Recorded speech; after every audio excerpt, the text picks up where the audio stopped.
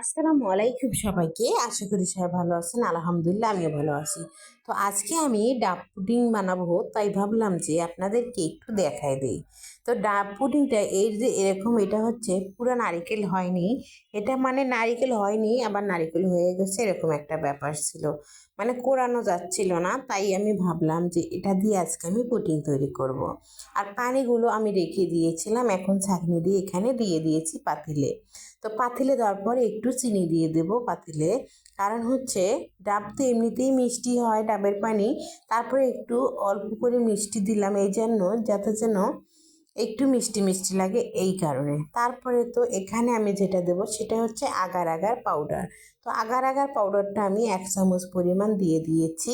দেওয়ার পরে এই তো পানির সঙ্গে মিক্স করে নেব। তারপরে কিন্তু চুলার জালটা আমি ধরাবো। এখনও আমি কিন্তু চুলার জাল দিইনি, শুধু এগুলো দিয়ে মিক্স করে নিচ্ছি। তো এই তো চিনিটা এখনও আনাম আছে, পুরোপুরি গলেনি। তো জাল দেওয়ার পরে পরে কিন্তু অবশ্যই গলবে। আর 1 চিমটি পরিমাণ আমি লবণ দিয়ে দিচ্ছি। আসলে মিষ্টি খাবারে যদি একটু লবণ দেওয়া যায় তাহলে কিন্তু মিষ্টির স্বাদটা খুব ভালো আসে, এই কারণে দেওয়া। তো আপনারা না চাইলে দিবেন না, সমস্যা নেই।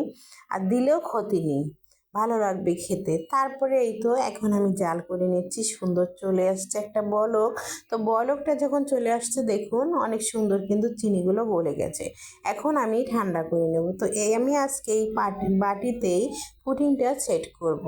আসলে সব সময় তো আমি পুডিংয়ের বাটিতেই দিই, আজকে ভাবলাম যে অন্যরকম করে দিই, যার জন্য এভাবে দেওয়া।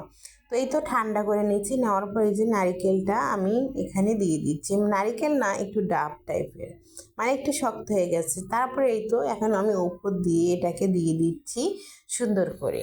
তো এখানে কিন্তু একটু বেশি দিলে ভালো লাগে খেতে, আর অতিরিক্ত বেশি দিলে কিন্তু একটা প্রবলেম হয়। তো কি প্রবলেমটা আমি আপনাদের পরে বুঝিয়ে বলছি। তো এখন কিন্তু আমি আমার মনের মতো করে দিয়ে দিচ্ছি, যতটুকু আমার মনে চাচ্ছে ঠিক অতটুকুই আমি দিয়ে দিচ্ছি। তো বেশি দেওয়ার কারণেই তো আমার সমস্যাটা হয়েছিল। তো ওটা আমি আপনাদের দেখিয়ে দেবো নেক্সটে। নেক্সটে বলতে একটু পরে। এই যে দেখুন এরকম সাইজ করে আমি কেটে নিয়েছি, এটাও আমার ভুল হয়ে গেছিলো, আমাকে অন্যভাবেই। তো এই তো আমি এখন ঢাকা দিয়ে রেখে দিলাম ঠান্ডা হওয়ার জন্য। তো এখানে আমি টেবিলের উপরে রেখে দিয়েছি।